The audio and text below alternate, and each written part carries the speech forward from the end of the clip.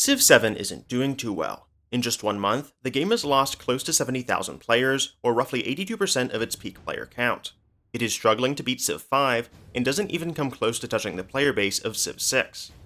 The game currently sits at a mixed review score on most gaming sites, and its launch has been plagued by a variety of missing features, such as auto-explore, quick combat animations, and city naming. So, the question is, what have the developers been doing to address this? As someone with nearly 200 hours in the game, I've been closely following its development since release, and I wanted to discuss the current state of Civ 7, what's coming with the next update, and the controversy surrounding its current DLC practices. They've been interesting, to say the least. Don't cry, little monster. Uncle Monger's got enough carrot puree to feed you your entire life. Jerry, sir, bring over the feed hose ASAP. The boy's hungry. Right now, Firaxis is releasing the biggest patch we've seen for the game, which aims to address complaints about map generation and AI forward settling. This would typically be fine, but Civ 7 is receiving additional paid content on top of this, which can be very irritating for some fans to hear. I've talked about Firaxis' DLC policy on the channel in the past, but let me give you a quick recap. For $70, you receive the base game of Civ 7, and then potentially the shiny culture if you pre-ordered. However, if you paid an additional $30 or bought a more premium version of the game like Founders Edition, then you'll get the Crossroads of the World pack.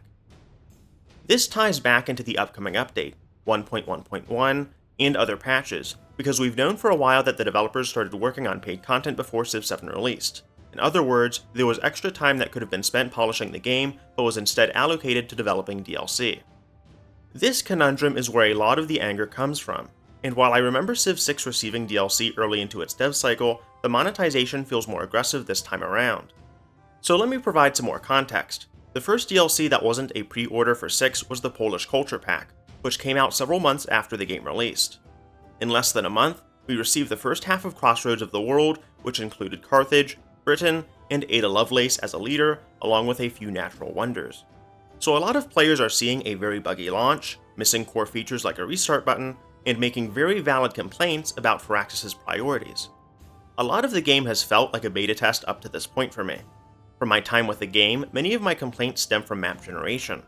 If you pull out a knife and do a cross-section of Civ 6 and 7 side by side, you'd notice the massive differences at the game customization screen. Did I expect Civilization 7 to have a detailed climate map that I could personally tailor? No, but I also didn't expect most of my maps to look like a crude rendition of post-reunification Germany. So one of the much-needed changes coming in the 1.1.1 update is better map creation. Continents seem to have far fewer right angles, and look like they could naturally fit together. To do this, the developers created a more balanced map generator as the default option, but Minecraft players can switch to the older map templates if they so desire. I've played a few games with the new patch, and the first thing that stood out to me was better map placement. There are still some hiccups with how continents randomly cut off, but my impression is that they are not as blocky as before. The data seems to indicate a moderate improvement to map variety across the board, so let me know if you've been noticing better maps in your games. I have a hunch that most of the issues with world generation can be chalked up to how the new world is spawned. When you have a linear chain of islands as a forced spawn for most maps outside of archipelago and continents, then the game has a lot less space to work with. This is one of those topics that will require comprehensive research to see how much has changed exactly, but I have somewhat high expectations for this change going forward. Despite my optimism, there is still no excuse for not getting a TSL map at launch, and players waiting for larger map sizes are going to be disappointed. From personal experience, I've strayed away from playing on standard maps because there hasn't been a way to turn off the default unit animations. Until now. With the next patch, quick movement returns as a toggleable button. And let me tell you, there has been a stark difference for me in terms of performance. The early game goes by much more smoothly with this feature turned on, and it drastically sped up exploration in my playthroughs. Granted, the late game still suffers lag spikes from time to time on my hardware, but the overall turn times have improved. But since I'm talking about returning features, the restart button is also coming back with 1.1.1. This is such a nice feature to have, and it's really funny to see how quickly the devs did a 180 on this. Civ 7's creative director previously said that he didn't like the idea of a restart button, but it seems like many of these odd design choices, where it feels like player choices being micromanaged, are being scaled back, or removed entirely. There's so many odd little restrictions in the game as it stands that makes you wonder why it's in the game in the first place. Like, was it so hard to let me keep my culture instead of being forced to swap? Why not let players remove unit animations from the get-go? modders quickly demonstrated that things like simple UI fixes were possible by releasing mods less than a week after Civ 7 launched. The silver lining for me is that change is possible with enough player feedback. Recently, Firaxis announced that Sukratact, one of the aforementioned modders, would be joining their team as a technical artist. Additional DLCs like Right to Rule have been pushed back to summer so that the dev team can focus on patching the game. All of these changes are great, but wouldn't have been possible without much needed player feedback. Tons of other smaller changes like renaming cities, a new trade lens, and better UI tooltips are also included with the next update. I'm hoping for the return of more staples from Civ 6 like jersey customization, Steam Workshop support, and a leader ban system, but the developers still have a monumental undertaking before releasing a polished version of the game. That's right. For any of the wait and buy on discount viewers watching this video, I'm speaking directly to you. If I had to give a rough estimate, I'd say that we're about a year away from getting a solid game. A lot of great foundations are already in Civ 7, like detailed cultures and different age mechanics, but there's still so much more to be ironed out, whether it's how crises unravel your empire, or simply how the game handles performance issues later on. So I'm surprised to see more effort being put into balancing late game pacing, because the previous patch focused on cleaning up culture victories. For example, modern tech and civic costs received a whopping 25% research cost increase, age progress in the exploration age has been halved, and there seems to be a shift towards making games longer. I'm all for this, seeing as I exclusively play with epic speed. Standard is far too fast.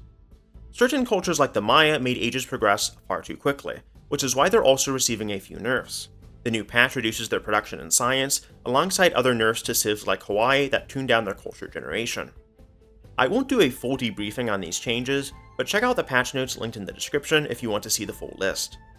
But getting back to win conditions, the Railroad Tycoon minigame that made up the economic victory has seen some serious tweaking.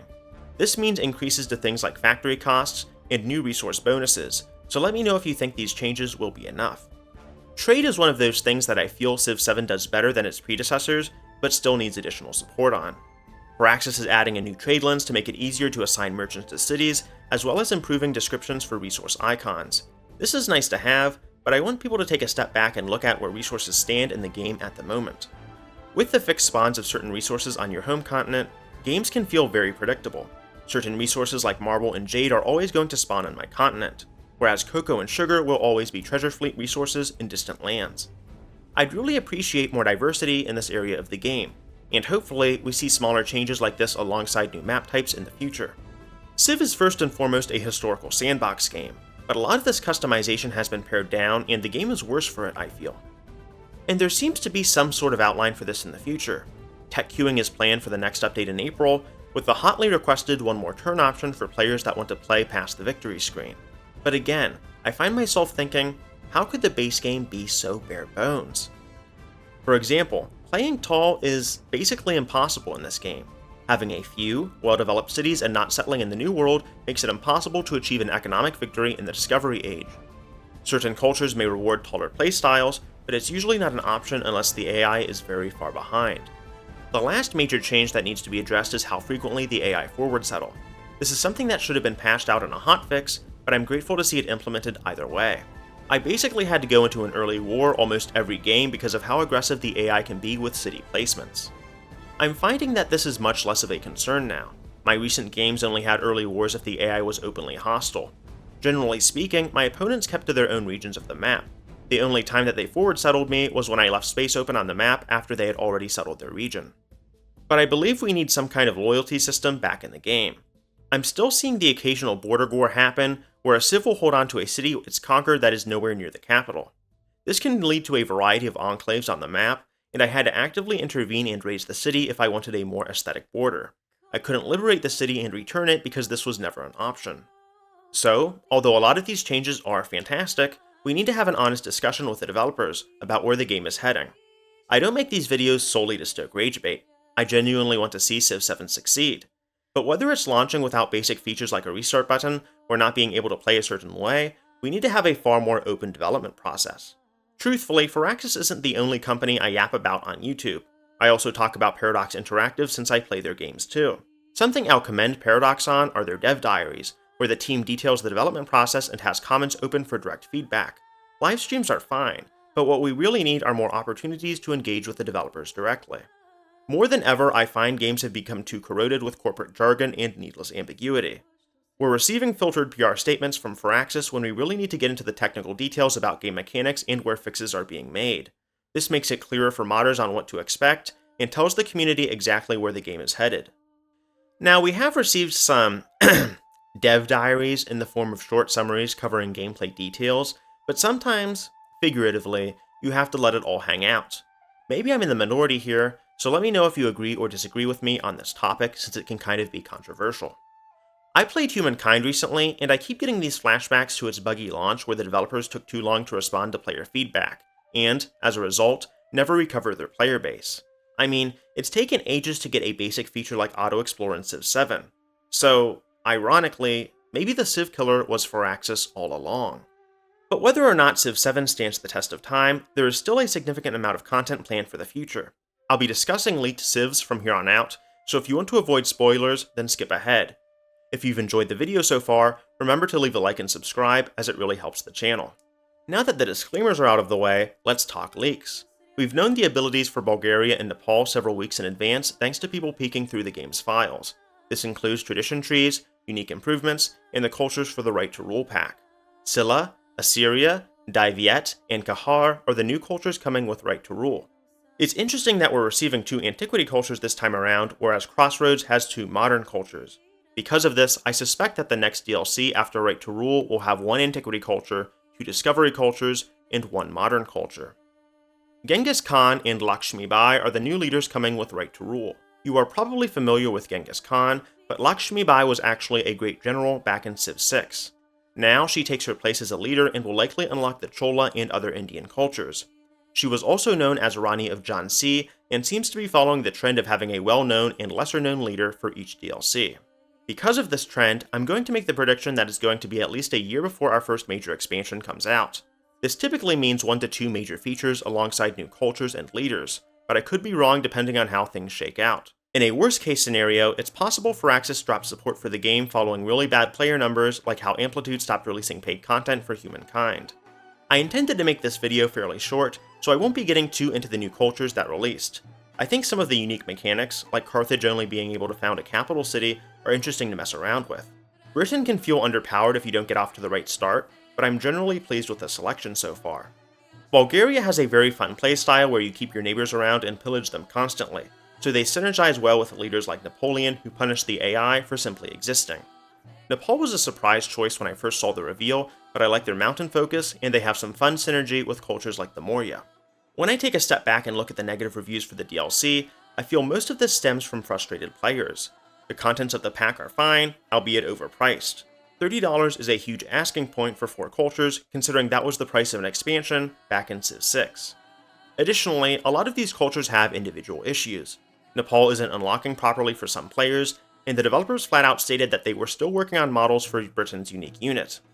If that doesn't tell you something about how rushed these devs are, then I don't know what else to say to you. So let me know if you've played with the new update. Do you like the new cultures that they've introduced? What do you think about the leaks so far? I try to stream alongside my coverage of games like Civ 7, and the best way to catch me is to stay posted on my community tab. I ask viewers what they want to see for upcoming videos, post relevant news when I see it, and share some memes from time to time. But if you're just watching for a news update, that's fine with me too. And that's going to be it for today's video. Thank you guys so much for watching, love you guys, and I hope to see you guys later. Alright, peace.